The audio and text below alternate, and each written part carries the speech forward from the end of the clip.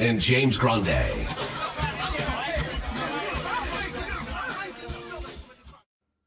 What is going on, everybody? Jon Impemba here with James Grande. Welcome into the Fantasy Alarm NBA DFS Playbook Preview Show. Here we got 9 games on a Wednesday. James, my guy, how are we doing today?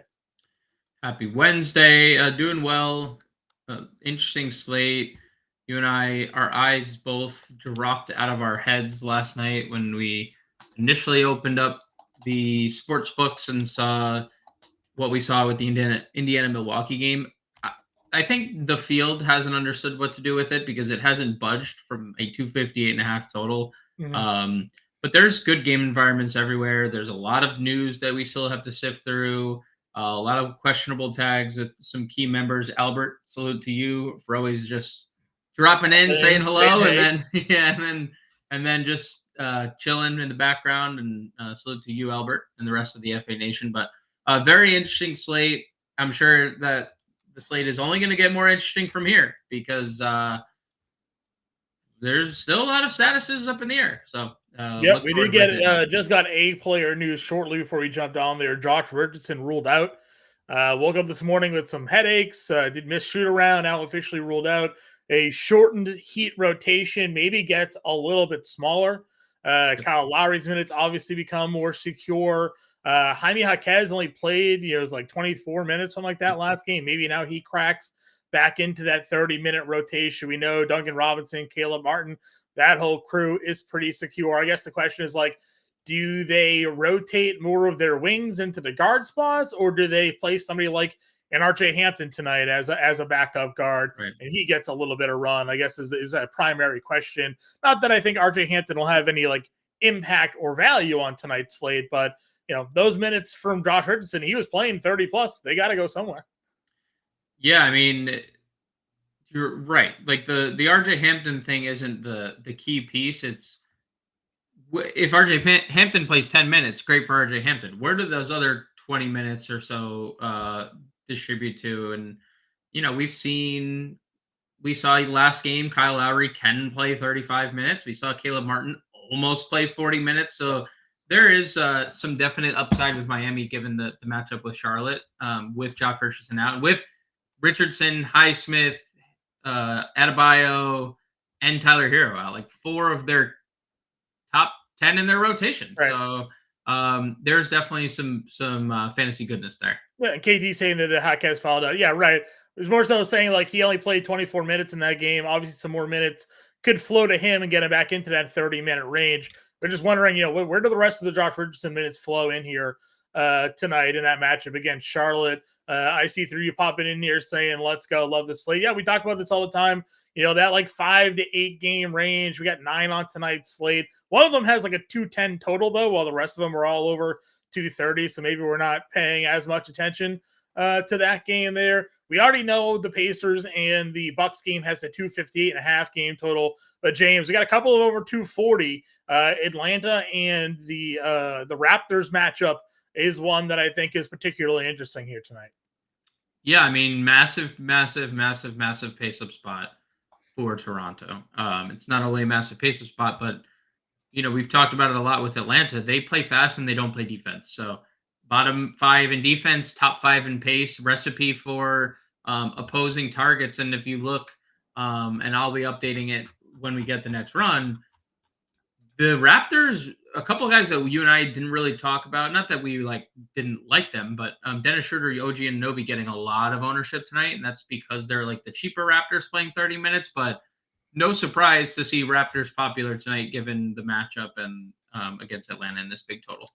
Yeah, exactly. I mean, listen, we're going to see a lot of stacks of that Pacers and Bucks game, but there's got to be other spots to build some lineups around. Another game at a 240 plus total. New Orleans, Washington. We're currently waiting on the news of Zion Williamson here. Obviously, if he gets ruled out, you and I talked about it on the DraftKings slate.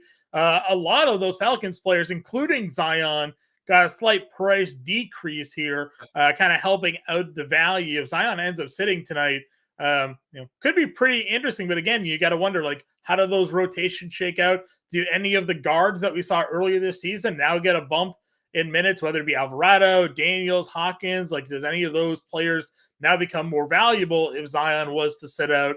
not including Ingram, who's now under 8K, and McCollum, where he's priced at, Herb Jones, Valanciunas. So a pretty core group of plays there that could be valuable tonight against a really great match against Washington. Come on, Cracker Jack. What's wrong with you? Come on. I didn't know. Well, to check his suit if he's got some mustard on the tie or something like that while he's on the bench, you know? Dude, come on. I didn't know Stephen A was in the family this whole time, or Stephen A's alt account was in the family this time. Those buffets in New Orleans see Zion coming and they turn the sign to closed, you know, because they lose money on those buffets, you know. So. Well, I mean, I don't know if you saw the contract he got. I'm sure they don't lose that much money. I'm sure he can pay off if he wanted to. He can pay off the restaurant for. But yeah, appealing matchup, amazing matchup. Top 2 teams, or top 11 teams in pace. Wizards being second, New Orleans being 11th. And we know how bad Washington is defensively. They're dead last. They've actually now, John, overthrown Charlotte as the worst defense in the league. Go Washington. Congrats. Hey, good job, Wizards. You're the best / worst at something, you know? Lakers, both LeBron James and Anthony Davis continue to be uncertain to play or questionable to play here this evening. Obviously, that's big news in their matchup against San Antonio. If those two sit out, more value ends up opening up on tonight's slate.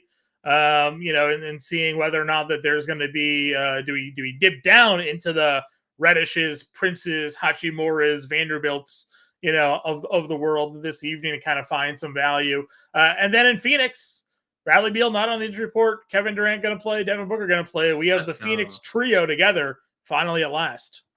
This is exciting because I think we have gotten to this point, and like, not that we've forgotten what Phoenix did in the offseason, but like, all of this happening in the Western Conference might not matter, right? It might not matter because we haven't seen them play a single minute yet. And if it gels right away and they dominate right away, I mean, you know, Bradley Beal, Devin Booker, Kevin Durant, pretty good trio of and Yusuf Nurkic as your 4th option on a night-to-night basis is pretty good stuff. Yeah, it's a night where I'm very curious to see sort of the roles and how they all like play together, right? Because the expectation coming into this year was that Bradley Beal's the point guard, you know, and you're going to have point Beal, you know, this year for Phoenix, and you'll have Booker and you'll have Durant outside there on the wing for him. Bradley Beal's assist prop total tonight's at 3.5. If Bradley Beal is playing point Beal with Durant and Booker at his side, that number feels kind of low. So, you know, I'm a bit intrigued by the Beal assist prop here total on this slate here tonight. Any other thoughts on these matchups before we jump into the positional breakdown? No, let's jump in. Alrighty. We'll get this one question cleared out of the way here. Albert wants to know thoughts on Trey Murphy if Zion sits. Yeah. Again, another guy that could see increased minutes, maybe even cracks the starting lineup. If Zion gets ruled out, they ship Herb Jones, the power forward. They insert our guy Trey Murphy in there at shooting guard or small forward and get him in there. So we like him playing mid-20s minutes as it is. We know he can shoot. And obviously a great matchup there against Washington tonight. So a guy that I had in play anyways, I think, because of the Wizards matchup, would only boost his value there. All right, going to the point guard position. We got Halliburton at 11-1. We have Trae Young at $9,900 probable to play tonight. Damian Lillard at $9,600 as I got top primary 3. Again, Booker more of a shooting guard now would be in play here. Maxey obviously can always be in play if you want to go there, but how are we approaching these top 3 price guys? I mean, I'm okay getting to any of them. I mean, obviously the Indiana-Milwaukee game stands out like a sore thumb. We haven't seen a game total with a 258.5 implied total, at least. Like we have obviously seen plenty of games go over that number, but never like implied 258.5. That's insane. So if you want to get to Halliburton, he's been great against Milwaukee. We've talked about guards kind of crushing Milwaukee the entire year. That no reason to think that stops now, considering, again, like Malik Beasley and Damian Lillard are just their guards that are defending opposing guards. And that's what it's going to be unless Milwaukee decides to make a move. You know, last time we saw this matchup, 27, 15, and 7 for Halliburton. You know, he's like every so often he brings those big rebound games with the assists, with the scoring, because those two are pretty consistent. So if you get to Halliburton, by all means, feel very comfortable in doing so. Trae Young, 9,900, really good price anytime he drops below 10K. And you pointed out, like, well on his way to another big game in that Denver contest, he gets ejected, and now he's right shoulder soreness. Not the best injury for a guy who shoots 30-footers, but like, he's probable. He went through shoot around, it's seemingly not an issue. Right. And then I think I was definitely more willing to get to Lillard at 96 than you were on last night's show. Right. I haven't really wavered on that. I mean, we're talking about a guy who, once again, just played monster minutes because he does just play monster minutes all the time. And he just simply went 3 for 17. And the peripherals were still there, 9 assists, 4 rebounds, 1 block. Like, the peripherals have kind of been there the entire season. He's been surprisingly good defensively in terms of like accruing defensive stats. Over like a steal per game is kind of interesting for Lillard there. But this is the spot where like you look at, and I mean, he went 7 for 20 against them on the 7th. He shot the ball poorly in back-to-back games. He had been on a absolute heater going into those games. Mm-hmm. And it's a game with almost 260 implied points. He is the forgotten man amongst the stars in terms of ownership. And like, he has as many like 50-point games as Giannis does in his career. And when Damian Lillard is making every three, it's an out-of-body experience for everybody. And who's to say that doesn't happen in the 260 total against the number 1 pace team in the NBA and the 27th ranked defense in the league? Yeah. So I'm highly intrigued with Lillard at 96, especially when you just factor in the immediate thought in this game is, how do I get Halliburton? How do I get Giannis? It's not, or like, Middleton's too cheap, which we're going to get to because he is. Right. But like, it's not, well, Damian Lillard is 9,600 and he's been really good outside of 2 back-to-back poor shooting nights, which, Chicago and Indiana. I think he has a pretty safe floor. Now, we've seen him pop off against Washington. He went for 55 in that game. Obviously, he went for 52 against Miami.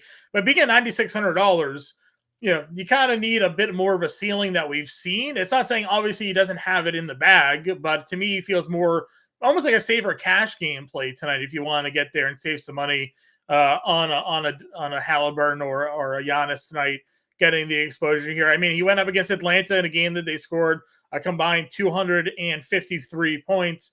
He had 25, 6, and 9. He had 47 fantasy points. Like, if he comes out with 47 fantasy points again tonight at $9,600, like, yeah, that's fine, but it's not knocking me off my chair here. So I guess that's kind of where I fit into Dame, especially because, Scotty Barnes, point guard, small forward on DraftKings, gets that ridiculous pace up spot against Atlanta here, coming off of a 68 fantasy point game, a 58 fantasy point game. Like, we've seen that kind of ceiling out of Scotty Barnes multiple times this year. 240 game total, like you said, one of the best pace up spots on the board. I feel like I'd rather save the $1,000 if I wanted to use a point guard and play Scotty Barnes at 86 or Terry Rozier, who's been giving us 60 burgers, at 85, than Dame at $9,600 and hope that he gives us 60, because that's what we're going to need for him to really, I think, win you anything on this slate at that price point. I mean, I'm not like necessarily like, I wouldn't like say hope for 6. I mean, we could say the same thing about both kind of. I know Rozier has been incredible. It just hurts less if Scotty Barnes goes for 42 at 86 than Dame does at 96. Sure. I mean, I have full confidence in Damian Lillard not going 3 of 17 or 7 of 20 again. Just given the body of work that we've seen for how long he's been this good. So I feel like I'm not going to overlook a top whatever player in the league against in the maybe I think the highest game total we've ever seen. Yeah, so I was gonna say, I don't think since you and I have been doing this, which is now going on over a decade. Yep. At Fantasy Salon doing NBA DFS content, which is crazy to think about. I don't think I've ever seen a 258 game total. Now, we've seen games finish 300, earlier this year, but I mean, like, I've never seen a total set at that point. So, I mean, if you're on FanDuel tonight, I built the lineup already. You can get Halliburton and Giannis in your lineup really without even sweating it. It's not hard at all to do. DraftKings, obviously, with the lack of value, maybe a bit more interesting. Maybe some value will open up. We got to see what Desmond Bane's going to play or not tonight, because might have Jalen Noel, Vince Williams, guys like that now popping into some open minutes over in Memphis here tonight. Moving our way down, obviously, again, getting past Lillard, I mentioned Scotty Barnes and Terry Rozier as two guys that I'm a fan of. Brunson finding himself in a really good spot here tonight against Utah, always capable of going and popping off at $8,200. But we talked about just these Pelicans players, man. $7,400 for CJ McCollum and maybe no Zion here tonight. Yeah, I don't necessarily understand the pricing. Like, obviously, this was done pre-Zion because Zion is included in that, as you mentioned atop the show. But just really hard to ignore CJ at 74 if there's no Zion. He's over a fantasy per minute guy. We kind of liked him floating around that 8K range, right. And like he was essentially giving us 5x value almost every slate, other than the in-season tournament game, which is they got torched, so like whatever, drop that's by the wayside, whatever. But yeah, I don't necessarily get it. The field isn't necessarily getting to CJ either, and I assume that would change quite a bit if and when we get the Zion news, and we'll get it. So we don't really have to like speculate anything. Right. They're the first game on the slate, so we'll know. Love the 7 p.m. lock time on a guy like on the Zion news here, because we'll be able to get those answers here early. Which again, we're the Lakers at 8 o'clock, and the latest game on the slate tonight's 9.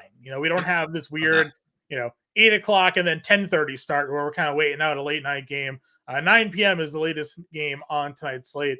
Anybody else here in the mid tier for you? Does Bradley Beal interest you at all? Playing 28 minutes last night. No. Like, the price is interesting. The minutes are good. He only played 12 in the first half, so he could play 16 in the second half. I think that that makes sense. I assume we get similar minutes again. 30 minutes is interesting, but like you said, I'd like to see how that kind of rotation plays itself out, and how the rotations do play itself out. How many minutes is Beal playing with the big three? Is he playing alone in second unit? Because we know Durant plays the entire first and Booker's an early sub. Does he play the whole first with Durant? Does he get subbed out with Booker? Like, it's just things I'd like to know before necessarily clicking on 6,900 Beal, not knowing his minutes cap either. Where does Kyle Lowry fit for you now in this slate without Josh Richardson? Well, I guess it's a question like, Dennis Schroeder is the highest owned point guard of the slate. Does Lowry usurp Schroeder for you? I get the Schroeder thing because he's game total spread. Yeah, game total spread matchup. Revenge narrative. People love little narrative. Dennis Schroeder was the Hawks point guard for a while, so there's all that going. And he's coming off, of course. I mean, he's been the most inconsistent player of this season. Like, he started off really good. It's been up and down. Has 50 fantasy point upside. Has 15 fantasy point floor. Who would you like? Is there who would you rather? I feel like Dennis Schroeder would be the answer for me. But like, if the ownership for his price, I think Lowry's obviously only a couple $100 cheaper than him, so I probably would agree with you in the matchup. We have seen obviously games this year where Lowry has gone off. Now more people have been out. They do have Butler, obviously active for this game, so that can certainly take some of it away. But just the minutes have been pretty good. Both have kind of been inconsistent this year, but I can see the appeal for Schroeder. Does like Keontae George interest you at all at 62? Maybe it should interest me more than it does. It doesn't necessarily move the needle. Coming off of a ceiling, 30 actual for the guy here. Lauri Markkanen obviously back. No John Collins, no Jordan Clarkson. Yeah, it's fine. If you end up on Keontae George as like a pivot off of Schroeder, I think that's more than fine. Okay. We also pointed out last night when we were talking about the Knicks defense, or we were talking about the Knicks scoring. You're like, well, look at how many points they've actually given up lately. Well, that's what I'm saying. They play so slow, and yet teams are dunking 130 on them. So Kind of interesting to see how that plays out. Colin Sexton's there at $5,200. TJ McConnell's $4,500 here. Obviously it was a blowout. Daniels played 28 minutes in that blowout. Let's see. Gafford's in, so we're getting some news there. Good for the Wizards. Maybe we'll get some Pelicans news here momentarily. Faisal mentioned Gary Trent. Obviously, Gary Trent not shooting the ball well right now, but this is had a stretch where he was pace up spot. Minutes should still kind of be there for him. Any interest dart throwing Gary Trent tonight? I mean, it is whatever. It's whatever, right? If he makes shots, we saw a couple games ago in Miami, like there's a decent floor or decent ceiling. He hasn't gotten single-digit fantasy point game. So like, he hasn't gotten 30. He hasn't put up 30 fantasy points in a game yet this year. I'm not saying I wouldn't be happy with like 28 if at 4K, which he's done a couple times, but he's only done it a couple times. He has not been as good as he's been in your 34%. He's getting Isaiah Jackson and Trent for some value in lineups. I mean, if you're going stars and scrubs on DraftKings tonight, like I get it. You're getting exposure to the two guys that are cheap in the highest game totals on the board. And if all it takes is foul trouble for somebody, and those guys are now playing 25 minutes because they are, primary rotation pieces for them. So, it's not terrible, but obviously you have to know the risk that's involved with both of those players, and you're kind of building out your lineups there. Anybody else at point guard for you here? Obviously, if Desmond Bane were to sit, maybe mild interest in D Rose 4,600. But I use the term mild as a very firm. Yeah, the backcourt is super fluid. Yeah, with Memphis here, Marcus Smart's close to returning, but not in yet. That's why I mentioned Jalen Noel. I know he only played like 8 minutes the other day, but I mean, if Bane's out, I would assume he would get a bump and run there.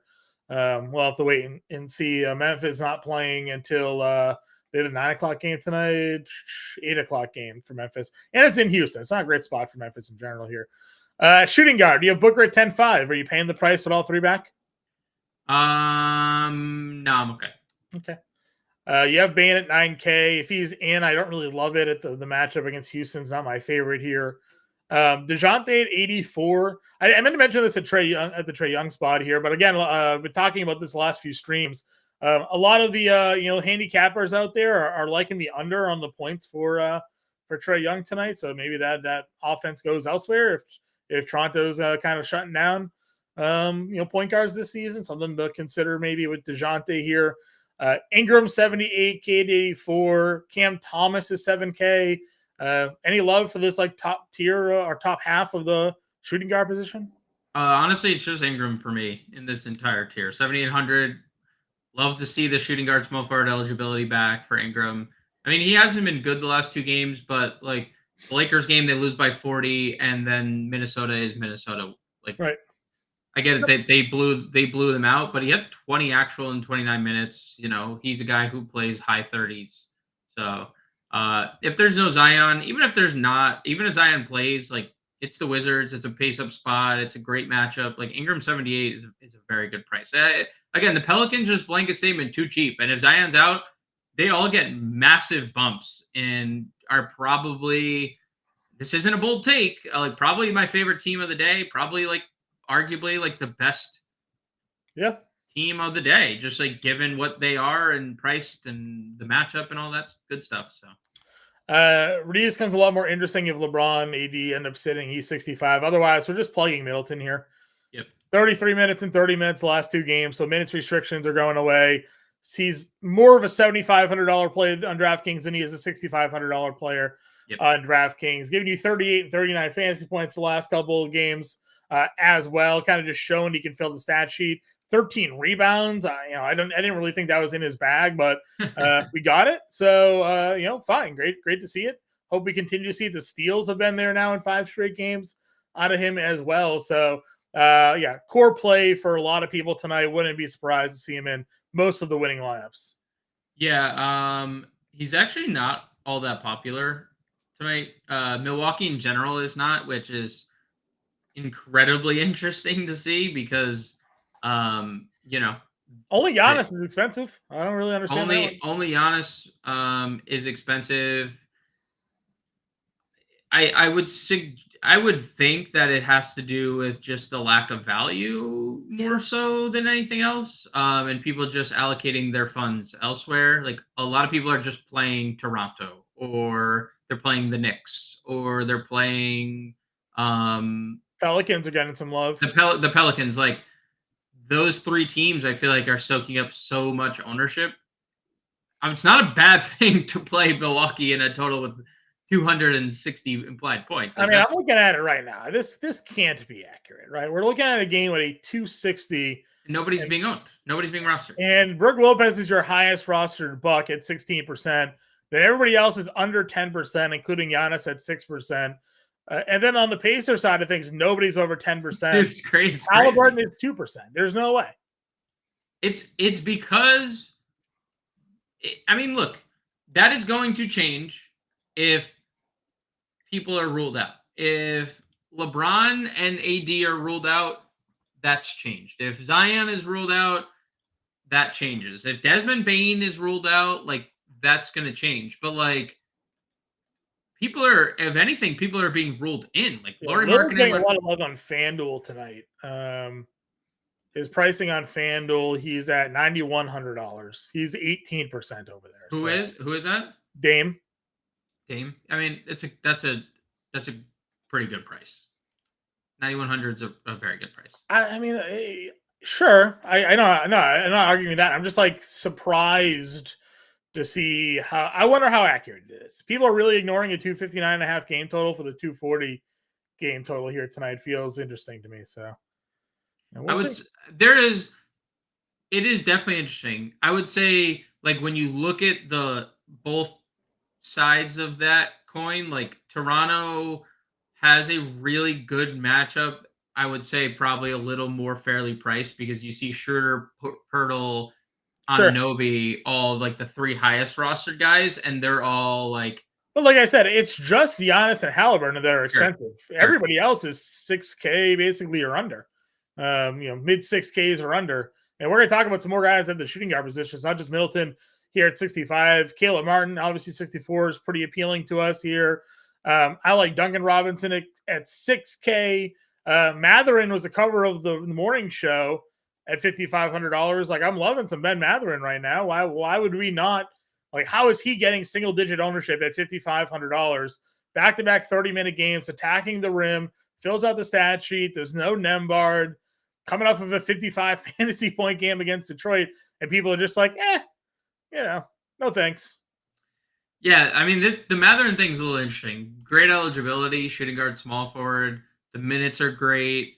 We've been talking about like the in-season tournament minutes, but how about 37 in regulation? Like not outside of the in-season tournament. Again, I think the Nembhard things has a lot to do with it because taking those 20 minutes off the floor and kind of spreading them out a little bit more here. So. Yep, agreed. And we know Ben Mathurin is an offensive-minded guy. He played 36 minutes against Milwaukee and had 50 fantasy points earlier in the year. So. Agreed. Gabriel saying, give me some Portis. I'm with you. I like Portis too. On FanDuel too. He's pretty cheap over there. I think he's like $5,100 on FanDuel. Something in that range. Sean calling out the Bane flu game. If he has a flu game tonight in Houston against Houston, that's a flu game. Well, flu games. That's not a good spot. And Faisal asking, is fair and balanced the move today? I mean, it seems like that's where people are going. Yep. Now, again, if LeBron James and Anthony Davis go get ruled out, there's going to be a whole bunch of 4K plays that open up.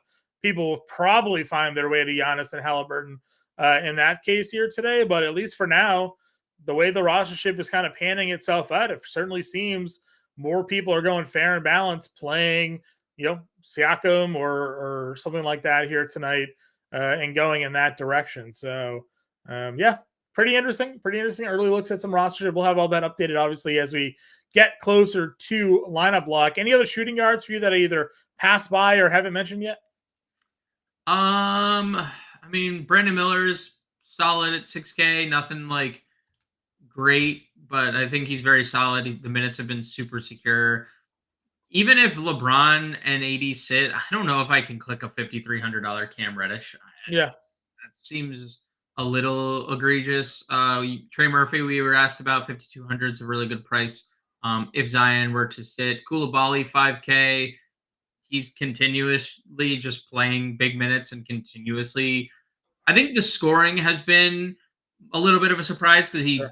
that was like he came into the league as like a polished defender playing on the same French team as Victor Wembanyama. So I think Koulibaly's offense development has been super appealing.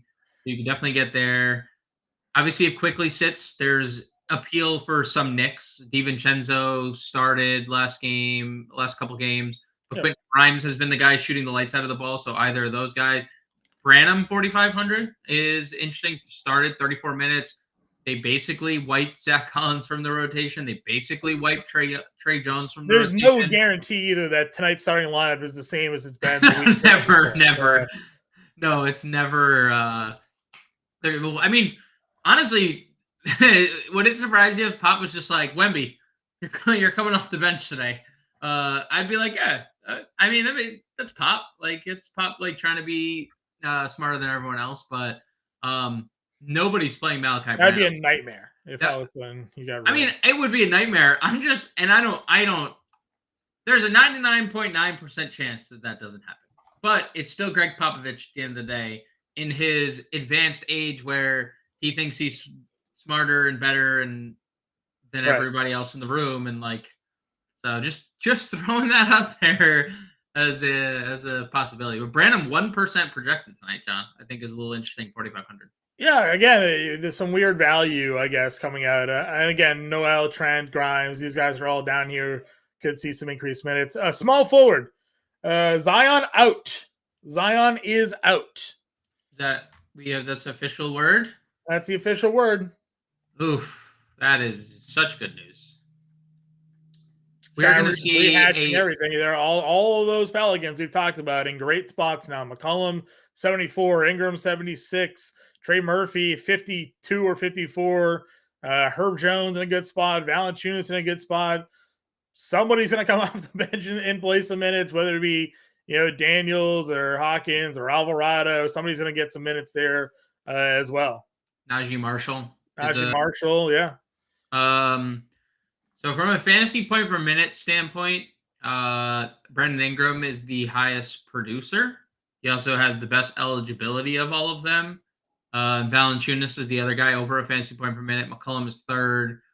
Alvarado 0.97, Herb Jones 0.95, Najee Marshall 0.94, Trey Murphy 0.83, but he's also he's barely played this year, so that could obviously change. But yeah, I would say priority for me is Ingram, followed by McCollum and Valanciunas, and then Herbie. You could play four of them and feel fine about that. I'm not saying you should. I'm just saying you could, if you wanted to play four of these guys, you could definitely click on four of their names. Yeah, I'm with you there. All right, so small forward. Talk to me about the top. Obviously, if LeBron is in, do you have interest there? Jimmy Butler at 88. Talk Scotty Barnes, got a returning Lauri Markkanen.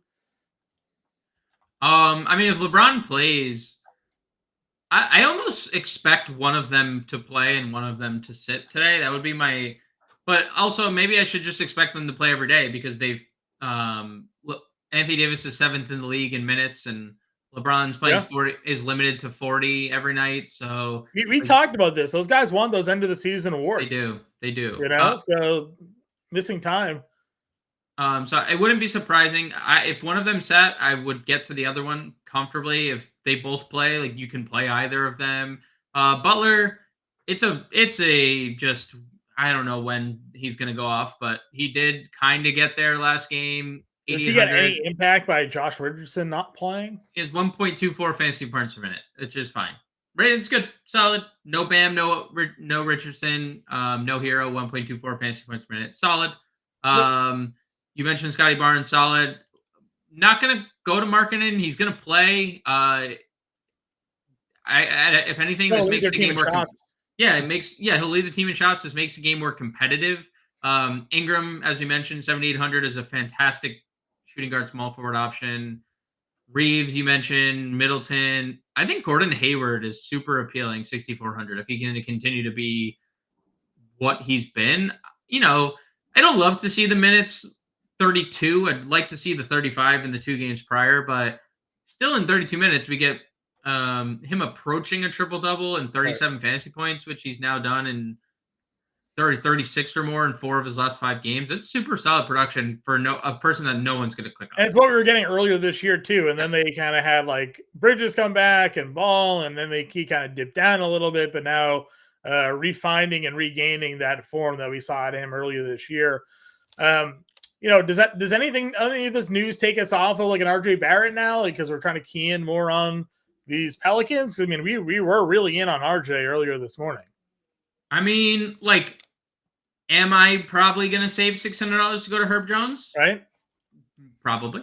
Am I probably going to save $900 to go to Trey Murphy? Possibly.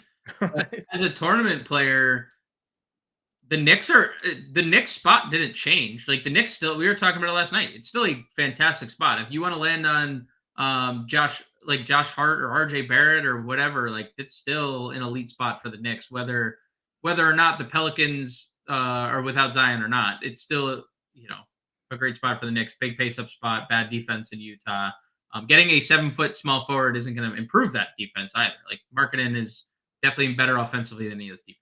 So. Yeah, I agree with you. Again, just it's we like what we've been seeing out of RJ here. Again, likewise, as I said, we talked about Duncan Robinson. Last couple of games here, he had 42. He went negative, and he went for 45. And in 2 games against Charlotte, he had 45 and 41. So there's just something about Charlotte. Both of those games in Charlotte, they just could not stop Duncan Robinson. Now he's back on his home floor here this evening, shooting a little bit better at home. The fantasy production hasn't matched up, but the shooting has been better. Robinson at 6K, another guy that maybe now gets forgotten a little bit because of all this Pelican stuff. Yeah, I don't think anyone's going to play Duncan Robinson with. Is this RJ Barrett and Duncan Robinson are in the same bucket where they're in great spots. You could play them. We didn't even talk about OG at shooting guard, who's getting a lot of ownership. He's in that same bucket as well, where they're all like hovering around 6K, and they probably are forgotten. OG lesser than RJ and Duncan Robinson, but they're not going to get played now that the Pelicans are cheaper and without Zion. Yeah, I'm with you there. Moving our way down, you mentioned Herb Jones is there. Jaime Arquez is 5,700. Ben Mathurin is 55, and Murphy's 52. Josh Hart down here at 5K was someone that you and I were pretty high on, especially if quickly got ruled out tonight. With some good value now opening up at small forward.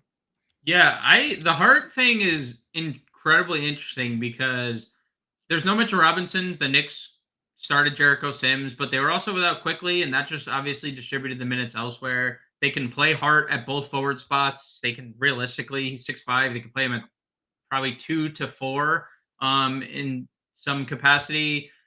I'm intrigued more so if Emmanuel Quickly gets rolled out, and we obviously don't have that news and probably won't have that news with the game kicking off at 9, but I'm very interested in Hart if Quickly sits. If Quickly plays, might stay away from everyone but like the main guys, like sure.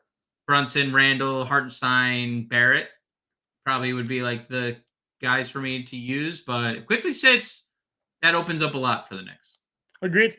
Again, and we do know that Hart coming off of a basically ceiling game, 16, 7, and 8. I had the 6 and 7, just didn't get the shots to drop for him against Boston. So always a guy that can pay off a 5K price tag pretty simply for him. Under 5K, any of the small forwards for you on the slate, or do you need more people ruled out? I like Dylan Brooks' price, but I'm not chasing the Taurean Prince game. 5 for 6 shooting from 3 is so annoying. He does this every time he's chalky. It's so frustrating. He can't ever do it like low owned. He'll never make shots when he's low owned. Vince Williams, you mentioned, Concher, both would probably be in play if Desmond Bane were to sit, but another situation we probably don't know before last. I mean, there are a lot of shots that will open up. There's a lot. Desmond Bane and Jaren Jackson in foul trouble. What is Memphis gonna do with both those guys? Santi Aldama takes 28 shots tonight, probably something like that. Santi Aldama is small forward. Where is he? or he's the only power forward. Excuse me, we're 6K. Yeah, 6K. Yeah, 6K. Sandy Aldama here. 20 minutes. Again, what happened when you were like playing all these minutes and going off, and then they're just like, you know what? We like you better off the bench. Sorry, Sandy. Well, then he started last game. They moved Bismack to the bench. They started Lemon. He still plays 20 minutes. It's like, hello? What are we doing with this guy's minutes? Right. Giannis is 11-4. Again, nobody is getting to him on FanDuel, as I mentioned earlier. I played built a pretty safe lineup with Halliburton and Giannis in there. If that's the rostership, those two guys are going to be getting. I don't think I'm going to be moving too much around in that lineup there. You have Anthony Davis at 10K, KD returning at $9,800, Wemby at 88, Julius Randle, who you and I both love a lot tonight in this matchup against Utah. Some really strong, and Siakam's the cover of the show. So some really strong power forward spend ups here tonight. Yeah, thankfully, most of these guys you can play at multiple positions because they're all elite plays in their own regard. Giannis, obviously, you can get to. He's been as good as ever lately. 30 plus in every game in the last however many games.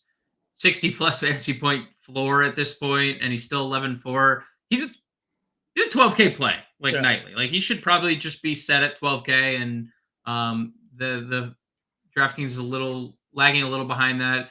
Anthony Davis finally is 10K. He should have been more than 10K a long time ago, considering he gives 50 November 27th is the last time Anthony Davis didn't put up 50 fantasy points. So if he plays, it's Spurs. Even with Wemby's ability to block shots, like they suck defensively. They're coming off a game where they only allowed 93 points. Look at every game like prior to that. They're fourth worst defense in basketball. And conversely, dude, Wemby's not making shots. Well, I mean, he was decent last game. But the move to center has been highly intriguing for him because he's almost 38 rebounds in two games. 38 rebounds in 2 games. He's not that he didn't patrol the paint before, but now like back-to-back 4 and 5 block games. You're getting like Rudy Gobert numbers, but he shoots threes. But he right? and doesn't get put in headlocks, at least yet. Not yet. And doesn't spread COVID and like a lot of other things that Rudy Gobert did. But he is French. He is French. That's why. Well, yeah, that's true. That is the comparison there. That's a good one. Dude, Wemby is like, if there's no AD, what it like Wemby versus Christian Wood? Yeah, it's not like most players can stop him anyway. He's 7'12".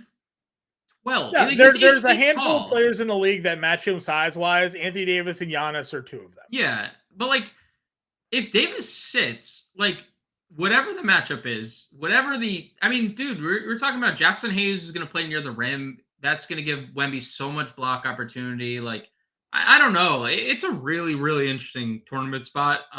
What do we got for Wemby's rostership here? Decent. Like, I'm surprised to even see him in double digits at this point. I think under 9K Wemby is always going to be intriguing. I talked about it last night. He's probably one of the few guys at 8,800 where I'd say like, yeah, there's a shot he 10X's that. I mean, he's given us a 10 block plus steal game. He's given us a 9 block plus steal game. We've gotten 20 and 18 rebounds in 2 games out of him. We've gotten a 30-point game out of him. Like, if he puts all that together one night, like there's 80. There's your 80 fantasy points, right? So, there aren't many guys that have that ceiling. Wembanyama is certainly capable of doing something like that here. Myron saying if AD sits, Wemby getting over 20 plus rebounds, hitting that for betting props. Yeah, go waterfall the Wemby rebound prop there for sure. And we'll see. We'll see if that information ends up coming out. It's an 8:00 game. You can build some lineups and maybe leave room for pivots if you want. Again, if you play Giannis or Halliburton, that's an 8:00 start too. You can just pivot down from Giannis, get Wemby in your lineup, then go figure out what you're going to do with $3,000, and build and upgrade your lineup. So, right. I'm with you there. I love him in tournaments tonight. Just a great ceiling. Again, not to take away from like Siakam or Kuzma here, or Randall, as you mentioned, or Randall. Yeah, Randall. One of our favorite plays. Almost feels like an auto 50 plus is coming tonight to me. Like, yep. This is just everything about this spot is good, except I guess like being in Utah, there's some elevation. We hear sometimes players have some problem with it. It's not Denver, but still, you know, the road Utah game sometimes gives players some trouble here. And, you know, Randall's not always, you know, he's not Zion level unfit, but, you know, there's there's some questions. You know? No, we can't do this DeAndre anymore. Hunter ruled out tonight for. Well, we're on power forward, Sadiq Bey. I mean, that's going to shift Bogey into the starting lineup, coming off like 40 actual game, 10 threes. And who got the extra run with that when he went them out the other day? Well, it's hard to tell because Trey also got thrown out. Bogdanovich was the guy. They started Matthews the other day. Both Matthews played the same amount of minutes. Both Matthews played the same. Bay played 40 minutes. Bogey played 40 minutes. Aganku got 28. Aganku, yeah, they did the double big. Now, do you think that they can double big? Like Nganku is out of the perimeter guarding Siakam? That seems. Nganku is a great defender, but they probably could. I mean, if they double bigged against Denver, he was out there against Gordon and MPJ. Big news: Otto Porter Jr. will play. Thoughts? 14 minutes, maybe over the next spread out, deferred over the next 10 games. Yeah. Who plays more minutes over the next 10 games, Boucher or Otto Porter Jr.? I'll have you. You can answer. Yeah, we'll figure that out. Yeah. So, anyways, liking this top tier power forward spot. What are we doing with Jabari here? Well, let's just back up real quick. Spin it back. If Desmond Bane sits, what is your interest level on Jaren Jackson Jr.? I don't know. I don't like going into Houston. I just don't like the matchup. I mean, I don't either. But when we talk about like actual guys that will have the team to themselves, he will actually have the team to himself. In a bad spot for a guy that fouls all the time. I want to give myself a chance. You know? Yeah. No. Let's see if this changes your mind. 36% usage rate. It doesn't. 1.26 fantasy points per minute. 7% going to put him in foul trouble, like in the first. Yeah, probably. Yeah. Oscar Thompson started. Same situation. It was great. Gets Philly. Any interest? So I'm not going to go on record like Gilbert Arenas did and poop on Oscar Thompson. I don't know if you saw that clip. Yeah, he's like, you're 25, you're averaging 10 points per game. You mean? And then everything has come out about Gilbert Arenas averaging 10 at the same age as Oscar Thompson. Well, Gilbert Arenas likes to talk a lot. You know, Agent Zero was really only Agent Zero for like 2 years. So yes, that's true. Surely he forgets that he wasn't a long-term great player. So. Agent 2 years for sure. Yeah. I'm okay getting to Oscar Thompson. 5,600 was a really good price. 59 still feels good if you're going to get 30 plus minutes out of him. Is he going to go 8 for 10 from the floor? I mean, I'm not saying he's a bad shooter. He's pretty efficient. 46% from the field is good. Can't make a 3 to save his life. He's shooting less than 15% from 3. Like that is brutal. There's obviously rebound upside for Oscar Thompson, but like, dude, there's so much foul risk with him. Like, given there's Embiid and Maxey on the opposite side of this game. At 5,900, I'm just like playing Herb at 55. Yeah, Herb at 55. All the Miami guys are here. Bobby Poe, Love, Hart, like they're all power forward eligible. So like, Byron, I agree about Friasor. At least he started last game and got the 30 minutes, and that was like. And I don't know if you saw the post-game comment. Monty Williams he must be going through it. He was talking about there's not many people in the NBA that can get in front of Jay Nivey and stop him when he's driving. Dude, then play him 30 minutes a night. Like, what are we talking about? Well, they did last time. They I know, but like, but like we went 20 games of the year where he was playing 15 to 20 minutes in like the doghouse behind Stanley Moody and Marcus Sasser. And then, like, Killian Hayes is playing 30 minutes over him. And it's like, Monty Williams had, like, one of the best reputations of, like, coaching staff. He was in the NBA Finals 2 years ago. Like, so We got a Marcus Sasser autograph card here. No, shout out Marcus Sasser. I'm just saying, like, pick, I'm just not a shot. I'm just saying, you go on record saying not many people can stay in front of Jaden Ivey, and then you don't play him, other than like every 7th game. But now it's the same thing with Ausar Thompson, where Ausar Thompson played 33 last game. I don't know, like it's a you love the minutes, you love the efficiency. We know he has super high upside, like rebound / defensive metrics. I just don't. He's not going to score 20. I mean, he's had 2 20-point games this year. I've talked to you about this a bunch. Like the scoring is just super talented. He's a super talented kid. He gets the defensive stats.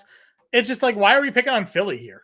Like, what's agree. Why is Philly the matchup when there's just better guys and there's better floor players with at worst the same ceiling, if not higher ceilings, at the same price point. This isn't like where Ausar Thompson is 5K and you're like, man, he's 5K. Like, this is a really great price. He's not. He's $6,200, $5,900 here.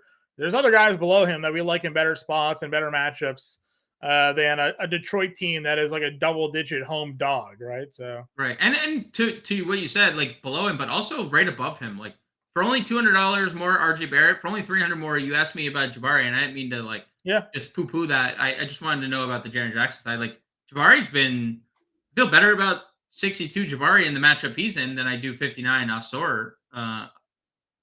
59 against Philly. I agree with you there 100%. I'm trying to see if we're getting any other news updates coming through here. My phone beeps, but it wasn't showing me. No, do not care about that. No Keenan Allen this week if you're in your fantasy football playoffs. That's kind of a tough go. All right. Any other? What are we doing with the Pacers here? Nesmith, Toppin, Fontecchio. Any of these guys for you under 5K?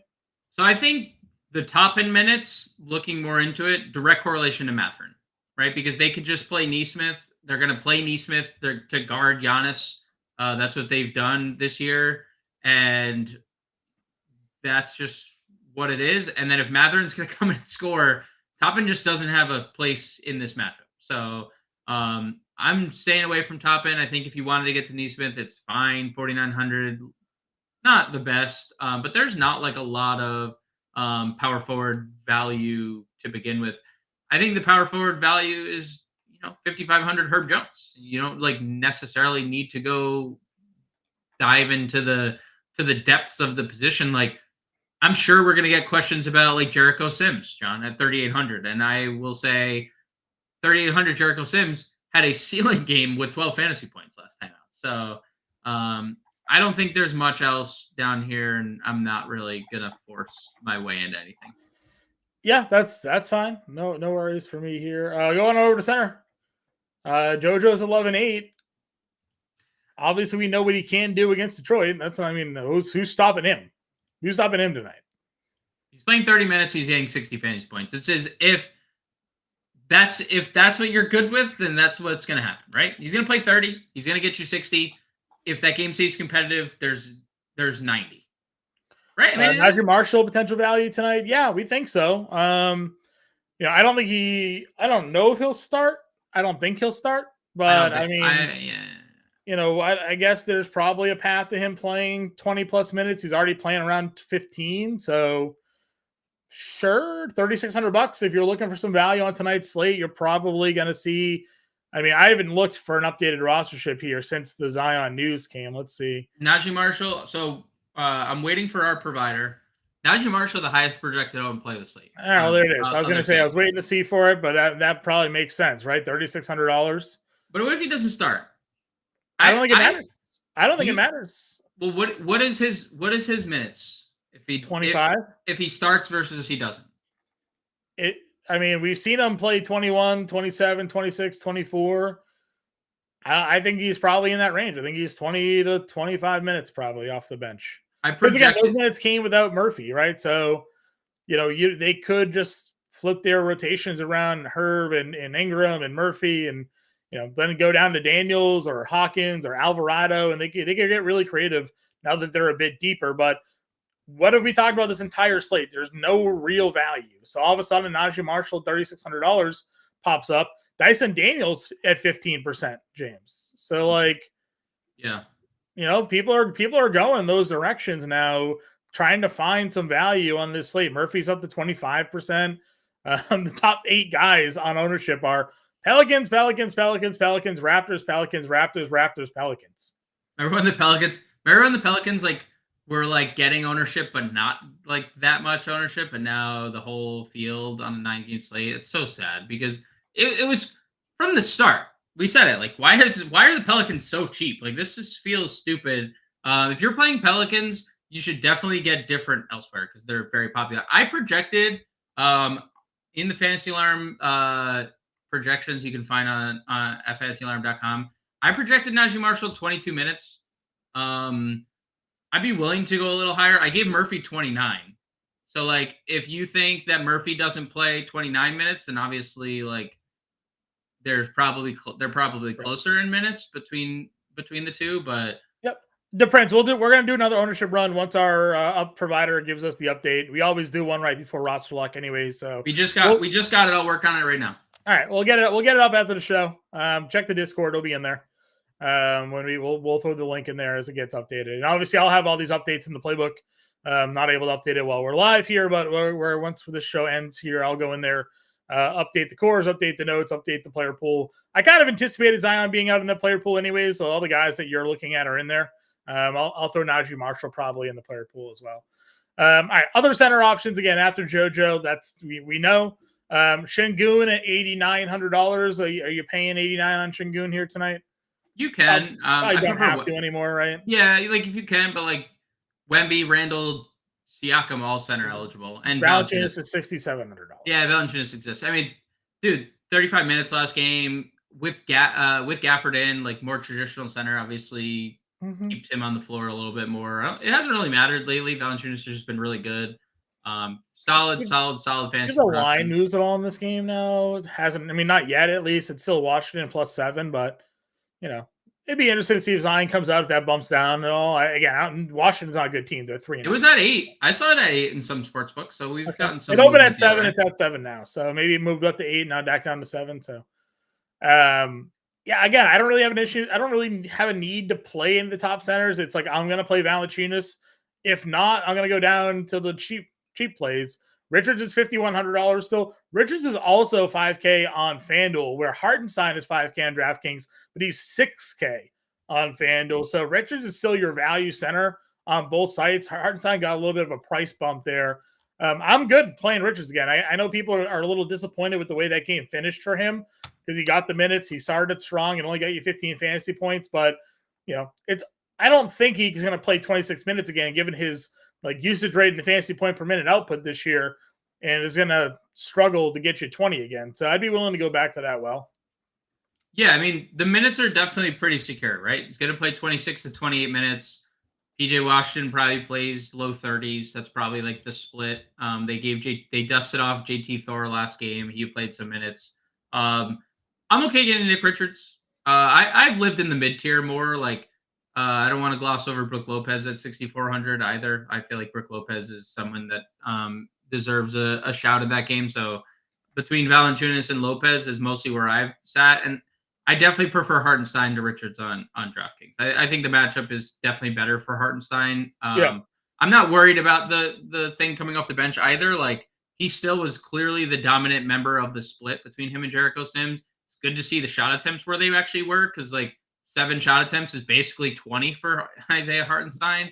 And he's just a super active player. You've been talking about Isaiah I've been talking Hartenstein since he was on the Clippers. So, right. you don't need to, no problem there. Ethan, we got that one. Zion out. It's big news here tonight. We'll have updated roster for everybody, but pretty much puts the entire roster in play. They're also and puts them all atop the ownership. Yeah, all atop the rostership as well. Yeah, listen, again, I love Hartenstein, and I agree with you. On DraftKings, Hartenstein over Richards for me. On FanDuel, you're getting $1,000 savings on Richards over Hartenstein, so maybe that's the better way to go. Say Anthony Davis gets ruled out, Christian Wood starts. Where do you throw Christian Wood into that mix? I don't know. Jackson Hayes is there as well at 4K, so Christian Wood just has DMP'd last game, like straight didn't play a single minute yesterday. Don't love it. Agreed. Ethan's in on all the betting touts that I've been talking about earlier today as well. For whatever reason, his scoring numbers just down against Toronto. A lot of people going under the point total for Trae Young here tonight. So listen, James likes Dame. Myron's in here saying Dame's dropping 40 tonight. Definitely in his bag. I said I think I'd rather go Scotty Barnes at 8,600 on DraftKings at point guard, or Terry Rozier at $8,500, and spending on Dame or Trae here. I'd rather spend up for Tyrese Halliburton or kind of go in that 8K range. Both of those guys, though, if you like the spot, they're in play. And again, I know Dame is kind of interesting for tournaments here. A lot more love for Dame Lillard on FanDuel than there is on DraftKings tonight. I was just looking. I didn't realize that Trae hadn't played the Raptors this year. Like those numbers, I don't want to say they don't matter, but like there's a new coach in Toronto. It's a new team in Toronto. Like I know like a lot of the same guys, but like that doesn't matter to me necessarily when I'm doing my research. Like 9 of 14 games, like in his career, it's a 240 total against a coach that has never coached against Trae Young before. Like that, I could almost care a negative amount like of what Trae Young has done against the Raptors prior to this year. Truthfully, not to try to be disrespectful at all, but like that isn't part of my process at all. So like, right, that wouldn't be something that I would factor into my decision to play Trae Young versus not playing Trae Young. But so, I will say the last two nights where kind of the consensus population betting touts were on the unders on some of these props. Luka points went under last night. Joker PRA went under. Luka points went under? Wasn't it 30.5? Didn't he go like 30? I think it was 31 or 32.5. What did he end up with last night? I think he had 32 and 33. He had 33 and 43 minutes. So maybe he just went over. Maybe he just ended up going over on that one. 33, 6, and 17. What a freak that man is. Yeah. And he played 40 and 46 minutes. Yeah, after playing 44 the game before that. So gross. Can LeBron go back to back 60-point triple doubles? I mean, I don't know. Probably. He can. I don't think or it's 33.5, Brandon. Okay, that's what it was. I thought it just went under. Yeah, so Brandon's in here. Yeah, just went under 33.5. There you go, Brandon. You said that was a popular bet last night. Under the points for Luka was popular tonight. It's the under points for Trae that I've seen a lot of you people out there touting heavy. So, and I'm not saying you're wrong. I'm just saying like when I'm talking about like research for tonight's slate, last year doesn't. I mean, it's different. There's so many different factors. Listen, I agree. We talk BVP all the time and DVP matchups, and situations change one way or the other. We look more at pace and matchups and totals and all that stuff. But I don't know, for one reason or another, he has struggled, and we've seen that happen consistently this year. They've just been limiting guards in general. Toronto has. So yeah, that would be more of a factor than I would say like his history against Toronto. Yeah, agreed. All right, let's build a lineup. I guess we have to include the Pellies. All of them. I guess so. So plug Herb and a power forward, I guess. Or Najee. I mean, we'll probably have to use Najee at forward spot. All right. I mean, how many is too many? We go CJM point guard? Well, you talked about it. Was it yesterday or the day before where you were like, well, if we played 4 of these guys, they're not cheap. But like Najee, they're like the Pelicans are all under, like they're all underpriced. So if you wanted to play 4, I'm good with it because then that helps you obviously get whoever you want. I mean, I'm just literally just clicking and plugging at this moment, and we're just making a pretty decent lineup, I think. Let's see. We need a $4,900. I think this is the Lose-Meister from the Discord. Is it? I assume this is Lose-Meister, but I would say they start. I mean, they start one of the two. We'll know. It's not whether or not it's Trey Murphy or Najee Marshall. I think they could get away with, because they're going to put Herb on Kyle Kuzma regardless. So like they could just play Trey Murphy and be okay with that. Herb is still going to get the Kuzma, or Kuzma's still going to get the Herb treatment. I would say Murphy starts, but either way, we'll know. Well, here's our 4 Pelican stack: McCollum, Murphy, Matherin, Herb, Hartenstein, Middleton, Najee Marshall, and Halliburton there. So we got our 3-man exposure to the Pacers and the Bucks game with our top end play at Halliburton here. We got 4 Pellies and Marshall, Jones, Murphy, and McCollum. And we got a one-off center play and Isaiah Hartenstein as an example lineup for everything there tonight. So again, guys, I'm going to go update the playbook now. James has the rostership there. Get in the Discord. Obviously, we'll give you all these updates you guys need to know before 7 o'clock here tonight. We'll be back live tomorrow at 5 o'clock Eastern. If you haven't already, hit the like, hit the subscribe button, get the notification whenever we go live here at Fantasy Line. It happens all the time. And we do the pre-show in the morning, so you can check that out as well. Till then, everybody, good luck with your lineups tonight, and we'll talk to you later.